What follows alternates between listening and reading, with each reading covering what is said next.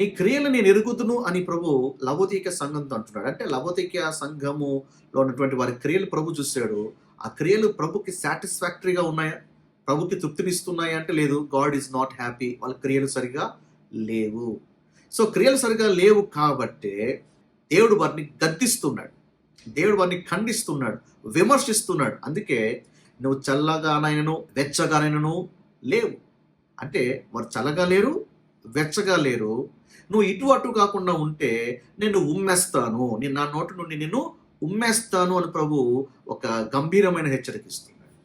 చాలాసార్లు మనము ఎలాగ బోధిస్తామంటే మన సంఘాల్లో ఇది మనకే అన్నట్టుగా బోధిస్తూ, ఒకవేళ దేవుడు నిన్ను స్పిరిచువల్ థర్మామీటర్తో నిన్ను పరీక్ష చేస్తే నువ్వు చల్లగా ఉంటావా వెచ్చగా ఉంటావా చెప్పండి అని అప్పుడప్పుడు ఇలాంటి సవాల్ విసురుతుంటాం. కొందరు గుంపుతో మాట్లాడుతున్నప్పుడు నువ్వు ప్రభు కొరకు మండుతున్నావా అంటే చాలామంది లేదు అంటారు. ప్రభు కోసం చల్లారిపోయినావా అంటే మరీ అంత చల్లారిపోలేదండి, ప్రభు కొరకు కాస్తో కూస్తో చేస్తున్నామండి అంటే వాళ్ళు పూర్తిగా మండట్లేదు, అట్లాగా పూర్తిగా చల్లారిపోవట్లేదు. కాబట్టి వాళ్ళు మరి ఈ వాక్య ప్రకారం ఏ కోవ కిందకు వస్తారు? నులివెచ్చతనం కోవ కిందకు వస్తారు. అందుకే ప్రసంగికులు ఏమని బోధిస్తారంటే ఈ నులివెచ్చతనము ఆ స్టేజ్ చాలా డేంజర్. ఇలా స్థితిలో ఉంటే దేవుడు నిన్ను ఉమ్మేస్తాడు జాగ్రత్త అని విశ్వాసుల్ని భయాందోళనకి గురి చేస్తుంటారు. ఏమంటారు ఇక్కడ ప్రభు ఎవరితో మాట్లాడుతున్నాడు? Is he speaking to the body of Christ or is he speaking to the Jewish church? ఇక్కడ ప్రభు మాట్లాడేది బాడీ ఆఫ్ క్రైస్ట్తో కాదండి, జూవిష్ చర్చ్తో మాట్లాడుతున్నాడు. అసలు దేవుడు రక్షించబడిన విశ్వాసం ఎందుకు ఉమ్మేస్తాడు? దేవుడు రక్షించిన విశ్వాసిని కృప ద్వారా విశ్వాసము చేత రక్షించబడినటువంటి విశ్వాసిని దేవుడు ఎందుకు ఉమ్మేస్తాడు? దేవుడు ఉమ్మేస్తాడు జాగ్రత్త అనగానే దాని అర్థం ఏంటి? This a chance of losing the salvation. ఇప్పుడు మనము ఈ రైట్లీ డివైడింగ్లో మనం ఏం నేర్చుకున్నాము అంటే ఎటర్నల్ సాల్వేషన్ నేర్చుకున్నాం. అంటే రక్షించబడినటువంటి విశ్వాసి ఎట్టి పరిస్థితుల్లో కూడా తన రక్షణ కోల్పోలేడు అని మనం బలంగా నేర్చుకున్నాం. దానికి అనేక ఆధారాలు కూడా మనం చూస్తాం. ఒకవేళ నీవు కూడా ఈ వీడియో వాచ్ చేస్తున్నటువంటి నీవు కూడా ఏమోనండి పాస్టర్ గారు, ఏ కారణం బట్టైనా సరే నన్ను దేవుడు వదిలేస్తాడేమో, లేదా నేను అంగీకరించబడనేమో, పరలోకానికి రాలేనేమో, ఎంత ప్రయత్నం చేసినా నా క్రైస్తవ భక్తిలో ఏదో ఒక కారణం బట్టి, నాకు తెలియని కారణం బట్టి దేవుడు దాన్ని పట్టుకొని నన్ను ఎక్కడన్నా వదిలేస్తాడేమో. ఎందుకంటే పిలువబడిన వారు అనేకులు, ఏర్పరచబడ్డ వారు కొందరే అని వాక్యం ఉంది కదా. అటువంటి సువార్తలో ఏదో తీసుకొచ్చి ఇక్కడ వీళ్ళు అప్లై చేసుకున్నారు. అంటే పరలోకానికి చాలామంది పిలువబడతారు, వాళ్ళు కొంతమంది మాత్రమే పరలోకం చేర్చబడతారు. అందులో నేను ఉంటానో లేదో నాకు తెలియదు.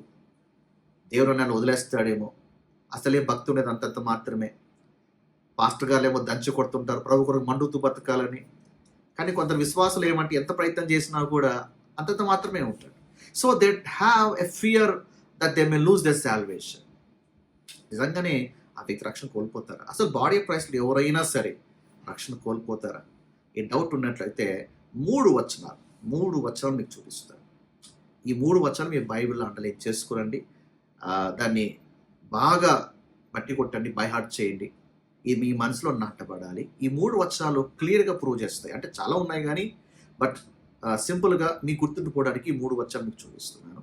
బాగా పరిశీలన చేయండి. ఈ 3 వచనాలు రక్షణ కోల్పోతాము అని చెప్తున్నాయా, కోల్పోము అని చెప్తున్నాయా? మీరే ఒకసారి ఆలోచించండి. కొలస్సీ 3:3 మీ జీవము క్రీస్తు కూడా దేవుని యందు దాచబడి ఉన్నది. దేవుని యందు దాచబడి ఉన్నటువంటి ఆ జీవము చెప్పండి దేవుడు బయటకు ఉమ్మేస్తాడా? అసలు దేవుడు దాచుకుందే ఉమ్మేయడానికేనా? సో దేవుని యందు దాచబడింది అంటే it's a perfect protection, security. అక్కడి నుంచి పోయే ఛాన్స్ లేదు. ఓకే, నువ్వు క్రీస్తులో లేకపోతే, నువ్వు దేవునిలో లేకపోతే అర్థం నువ్వు రక్షించబడకపోతే ఎస్ నువ్వు కోల్పోయే, నువ్వు నాశనం అయిపోయే ఛాన్స్ ఉంది. కానీ నువ్వు దేవుని యందు ఉన్నావే, నువ్వు దేవుని యందు ఎలా వచ్చావు? క్రీస్తు కూడా దేవుని యందు దాచబడ్డావు అంటే నువ్వు నమ్మావు, యేసు ప్రభుని నమ్మావు, ఆయన డెత్ బరియల్ రిజరక్షన్ని నమ్మావు కాబట్టే దేవుడు నేను ఏం చేస్తున్నాడు? దేవుని యందు భద్రం చేస్తున్నాడు. నెంబర్ 2 ఎఫెసీయులు 4:30 విమోచన దినం వరకు ఆయన యందు మీరు ముద్రించబడ్డారు. ఏమండి, ఆయన యందు మీరు ముద్రించబడ్డారు. ఎంతవరకు? విమోచన దినం వరకు అని రాయబడింది. 2 రోజుల వరకు మాత్రమేనా? లేదా నెక్స్ట్ వీక్ నీ క్రియలు సరిగా మంచిగా ఉన్నంత వరకు మాత్రమేనా? లేదా ఒక కొంతకాలం వరకు మాత్రమే దేవుడు ప్రామిస్ చేశాడా? లేదా విమోచన దినం వరకు?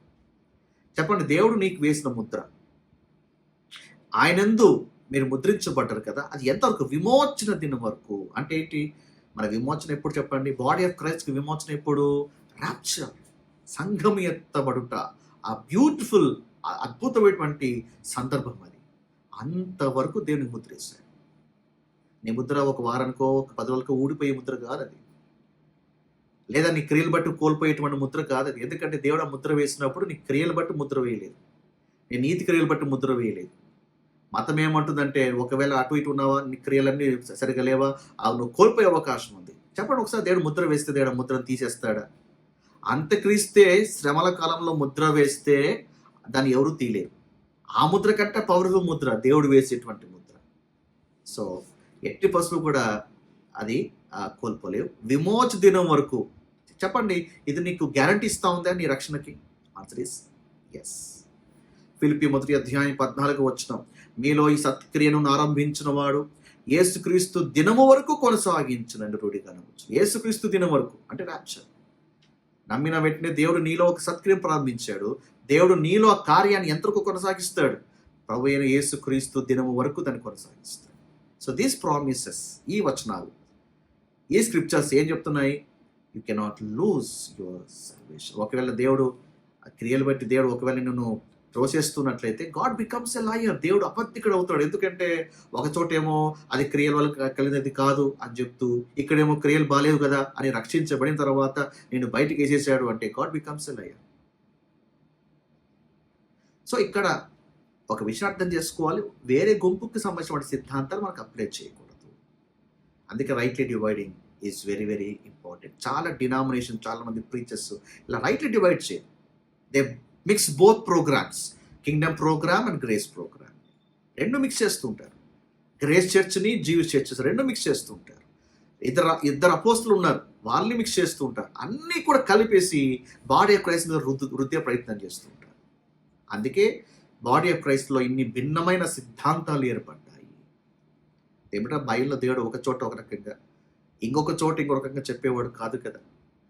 There is no contradictions in the Bible. Contradictions ఉన్నట్టుగా నీకు కనిపిస్తుంది అంటే అర్థము నువ్వు బైబిల్ కరెక్ట్గా డివైడ్ చేసి చూడక కలిపి చదువుతున్నావు. రైట్, డివైడ్ చేయి. స్క్రిప్చర్ చాలా క్లియర్గా మీకు కనపడుతుంది. సో చెప్పండి, దేవుడు మిమ్మల్ని ఉమ్మేస్తున్నాడా? రక్షించబడ్డావు, నువ్వు దేవుని ఎంతో దాచబడ్డావు, విమోచన ముద్రించబడ్డావు. నీలో ఆ సత్క్రియ ప్రారంభించిన దేవుడు యేసుక్రీస్తు దిన వరకు దాన్ని కొనసాగిస్తాడు. అలాంటి నిన్ని దేవుడు ఉమ్మేస్తాడా? నీ క్రియలు బాలేదు అని దేవుడు నిన్ను ఉమ్మేస్తున్నాడా? అసలు ప్రకటన గ్రంథంలో దేవుడు నీతో మాట్లాడుతున్నాడా? యోహాను ఎవరికి అపోస్తులుడు? యోహాను యూదులకు అపోస్తులు. యూదులువా? Are you a Jew? హెబ్రీ నుంచి ప్రకటన గ్రంథం వరకు కూడా అవి జూవిష్ ఎపిస్టైల్స్, అవి యూదులకు రాయబడిన పత్రికలు. నువ్వు యూదులువా? You are not a జ్యూ. అసలు ప్రకటన గ్రంథ కాలంలో నువ్వు ఉంటావా? అసలు అప్పుడే సంఘం ఎత్తబడి ఉంటుంది. అలాంటప్పుడు దేవుడు నీతోలా మాట్లాడుతున్నాడు. సో దేవుడు నిన్ను ఉమ్మేయడండి, నిన్ను ఉమ్మేసే అవకాశం లేదు. సో కింద కామెంట్ సెక్షన్లో తెలియజేయండి, దేవుడు నన్ను ఉమ్మివేయడు. ఓకే, నీలో అసలు సాల్వేషన్కి అష్యూరెన్స్ ఉండాలి. రక్షణ ఎంత దృఢమైంది, ఎంత నిశ్చయమైనది. రక్షించబడిన వ్యక్తికి ఇంకొక బలమైన గ్యారంటీ తెలుసా? పరిశుద్ధాత్మ దేవుడు మన సంచకరువుగా ఇచ్చాడు, గ్యారంటీగా ఇచ్చాడు. అంతకంటే గ్యారంటీ ఏమైనా ఉంటుందా? నీ రక్షణ కోల్పోవు అని చెప్పడానికి పరిశుద్ధాత్మ దేవుడు నీకు గ్యారంటీగా పెట్టాడు. అంత గ్యారంటీ దేవుడు ఇస్తుంటే ఈరోజు చాలామంది ప్రీచర్స్ ఏమని ప్రసంగాలు చేస్తారంటే, సువార్త సభలు, సంఘాలు, మారకపోతే పోతావు, చచ్చిపోయి నరకానికి పోతావు, నరకంలో ఏడుస్తావు, నరకంలో ఏడుపుడు పెడబొబ్బులు ఉంటాయి. ఈరోజు ఇలా భయపెడుతున్నారు. అంటే రక్షణ అనేది గ్యారంటీ కాదు అన్నట్టుగా మొత్తం మెసేజ్ తిప్పేశారు. కృపతో రక్షించబడ్డారు, కానీ వీళ్ళు ప్రీచ్ చేసేదంతా కూడా ఏంటంటే కింగ్డమ్ మెసేజ్ ప్రీచ్ చేస్తున్నారు. ఇతర గుంపుకి ఇచ్చినటువంటి సిద్ధాంతాలని కృపా సంఘానికి బోధిస్తున్నారు. రక్షణ పోదండి. వాళ్ళని అనవసరం ఎందుకు భయపెడతారు? ఎందుకు వాళ్ళు కలవరు పెడతారు? అంటే పాస్టర్ గారు క్రియలు ఉండకూడదని, క్రియలు ఉండకూడదని చెప్పట్లేదు. సారీ, నేను అలా చెప్పలేదు. క్రియలు ఉండకూడదని చెప్పట్లేదు. అంటే పాస్టర్ గారు రక్షించబడ్డాక మనం దయ్యంలాగా ప్రవర్తించచ్చా, ఇష్టానుసారంగా ప్రవర్తించచ్చా, ఎట్టైనా బతికేచ్చా?